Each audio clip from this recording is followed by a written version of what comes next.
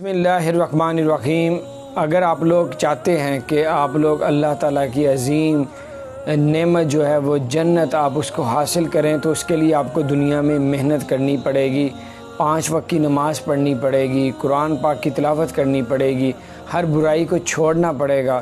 جس کاموں سے اللہ تعالیٰ پروردگار ناراض ہوتا ہے وہ ہر کام آپ کو چھوڑ کے اور اللہ کی عبادت کر کے رزق حلال کما کے تو اللہ تعالیٰ اس کے بدلے اللہ اپنے فضل اور کرم سے انشاءاللہ تعالیٰ آپ کو جنت ضرور عطا کرے گا۔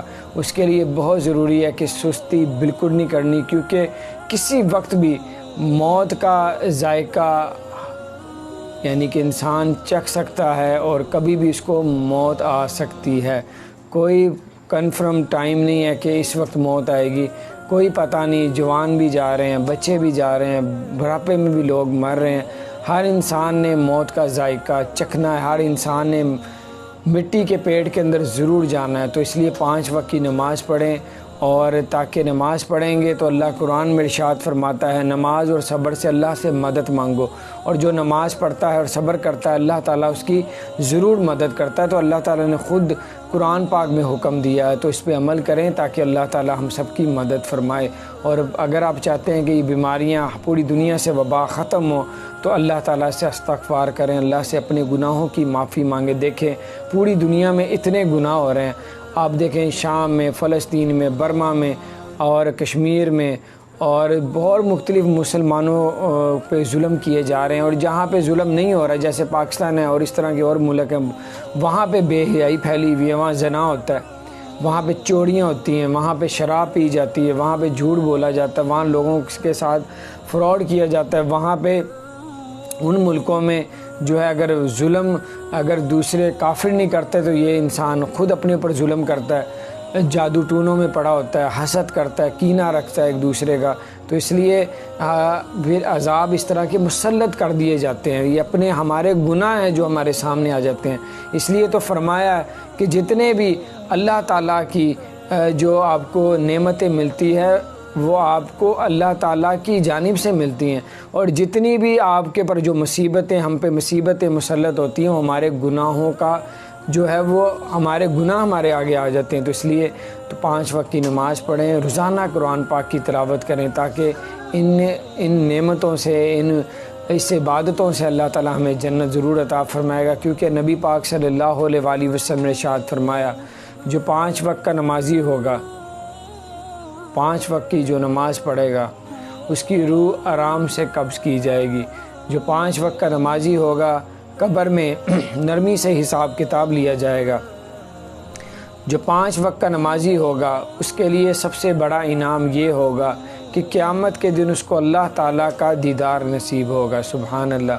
پھر آپ صلی اللہ علیہ وآلہ وسلم سے ایک صحابی نے عرض کی یا رسول اللہ صلی اللہ علیہ وآلہ وسلم، اتنی دنیا جو ہے گھومتی پھرتی ہے، پتہ نہیں چلتا اس میں مسلمان کون ہے اور کافر کون ہے، اس کی پہچان کیا ہے؟ نبی پاک صلی اللہ علیہ وآلہ وسلم نے ارشاد فرمایا کہ مسلمان اور کافر کی پہچان یہ ہے کہ مسلمان نماز پڑھتا ہے اور کافر نماز نہیں پڑھتا۔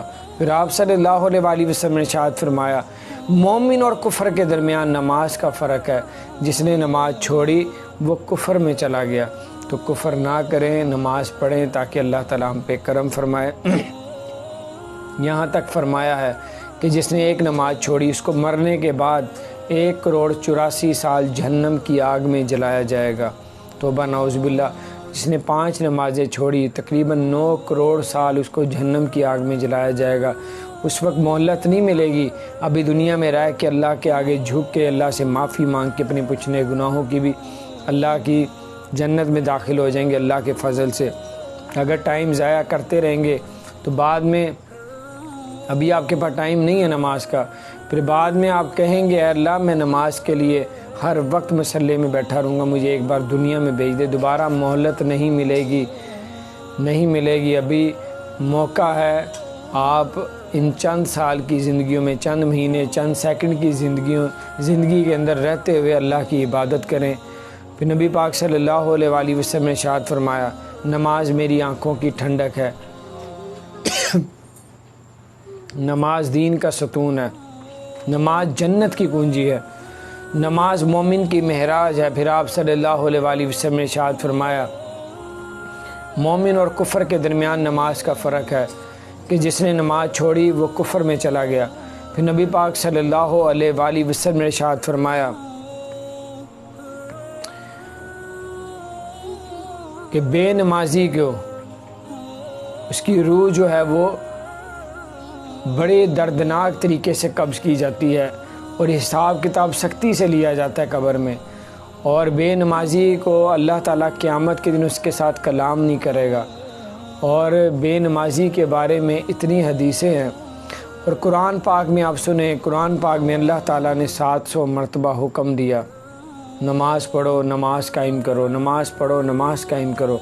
پھر قرآن پاک میں اللہ تعالیٰ ارشاد فرماتا ہے، اللہ تعالیٰ حکم فرماتا ہے کہ جنتی لوگ دوزکیوں سے پوچھیں گے، جنتی لوگ دوزکیوں سے پوچھیں گے کہ تمہیں کس چیز نے دوزخ میں ڈال رکھا ہے، اور دوزخ میں جلنے والے کہیں گے ہم لوگ نماز نہیں پڑھتے تھے۔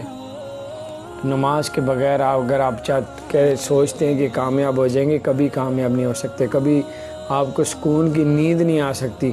اگر آپ 5 وقت کی نماز پڑھیں گے تو آپ کے چہرہ، آپ کے اللہ تعالیٰ زندگی میں اللہ برکتیں عطا فرمائے گا، فضل عطا فرمائے گا۔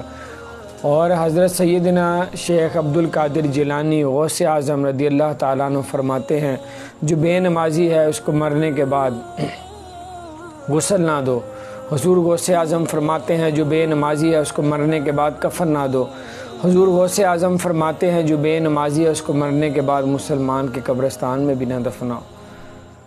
اور پھر اللہ کے رسول صلی اللہ علیہ وسلم نے ارشاد فرمایا کہ قیامت کے دن اللہ تعالیٰ پہلا سوال نماز کا کرے گا۔ پھر آپ صلی اللہ علیہ وسلم نے ارشاد فرمایا اس سے پہلا سوال نماز کا ہوگا، اگر اس کا نماز کا حساب کتاب درست آیا تو اس کا باقی حساب کتاب بھی درست آئے گا۔ اگر اس کے نمازوں میں گڑبڑ ہوئی یعنی کمی آئی تو اس کے باقی حساب کتاب میں بھی گڑبڑ آئے گی۔ تو آپ کو یہی کہوں گا 5 وقت کی نماز پڑھیں اور اللہ کی کتاب جو عظیم کتاب ہے قرآن پاک اس کی تلاوت کریں۔ قرآن پاک کے بارے میں اللہ کے رسول صلی اللہ علیہ وسلم نے ارشاد فرمایا کہ جو قرآن پاک کی تلاوت کرتا ہے قیامت کے دن قرآن پاک اس کی سفارش کرے گا کہ اے اللہ اس نے قرآن کا حق ادا کر دیا سو تو اس کو جنت عطا فرما، اور اللہ تعالیٰ اس کی یہ سفارش کو قبول فرمائے گا اور اس کو جنت عطا فرمائے گا۔ پھر یہاں تک آپ صلی اللہ علیہ وسلم نے ارشاد فرمایا جو قرآن پاک نہیں پڑھتا قیامت کے دن قرآن پاک اس کی شکایت کرے گا کہ اے اللہ اس نے قرآن کا حق ادا نہیں کیا سو تو اس کو دوزخ میں ڈال دے، تو اللہ تعالیٰ اس کی یہ سفارش کو بھی قبول کرے گا اور اللہ تعالیٰ اس کو دوزخ میں پھینکے گا۔ یہاں تک کہا گیا ہے جو قرآن پاک کی تلاوت کرتا ہے اس پہ عمل کرتا ہے، اگر قبر میں مرنے کے بعد اگر قبر میں عذاب ہونے لگے گا تو سر کی جانب سے قرآن کا نور نکلے گا اور وہ عذاب والے فرشتے کو روکے گا، اور اگر 5 وقت کا نمازی ہوگا تو پاؤں کی طرف سے ایک نورانی نماز نکلے گی تو وہ روکے گی کہ یہ نمازی تھا اس کو عذاب نہ دو۔ تو آپ کو بتاتا چلوں حضرت علی رضی اللہ تعالیٰ عنہ فرماتے ہیں کہ جب میرا دل چاہتا ہے کہ میں اللہ تعالیٰ سے باتیں کروں تو میں نماز پڑھتا ہوں، اور جب میرا دل چاہتا ہے کہ اللہ تعالیٰ مجھ سے باتیں کرے تو میں قرآن پڑھتا ہوں۔ تو بہت بڑی نعمت ہے زندگی، اس کا ایک ایک لمحہ اتنا قیمتی ہے، ایک ایک سیکنڈ اتنا قیمتی ہے، اس کو ضائع نہ کریں۔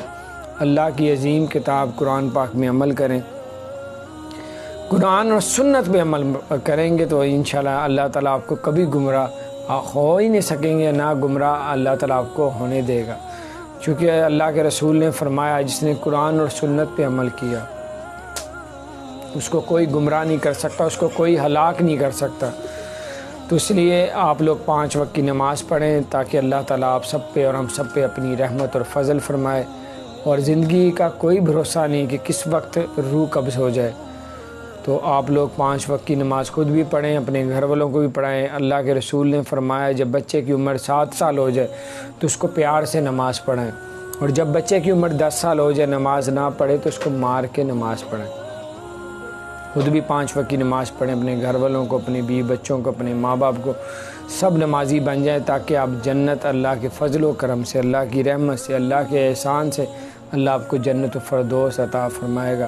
جنت بھی 8 قسم کی ہے، سب سے افضل جنت جنت الفردوس ہے، جس میں 1,24,000 تقریباً پیغمبر نبی ہوں گے، نبی پیغمبر ہوں گے۔ اور آپ کو بتاتا چلوں، جو جنت الفردوس کی جو چھت ہے وہ اللہ تعالیٰ کا عرش ہے، سبحان اللہ۔ تو اس لیے جنت الفردوس کو حاصل کرنے کے لیے اللہ کے فضل سے نمازیں پڑھیں، نیک عمل کریں، تاکہ اللہ تعالیٰ ہم سب پہ اپنی رحمت کرے اور ہم سب کو اللہ جنت الفردوس میں اعلیٰ مقام عطا فرمائے، آمین۔ آج عمل کا موقع ہے، کوئی حساب نہیں، کل قیامت کا دن ہوگا، حساب ہوگا، پر عمل کرنے کا موقع نہیں ہوگا۔ السلام علیکم۔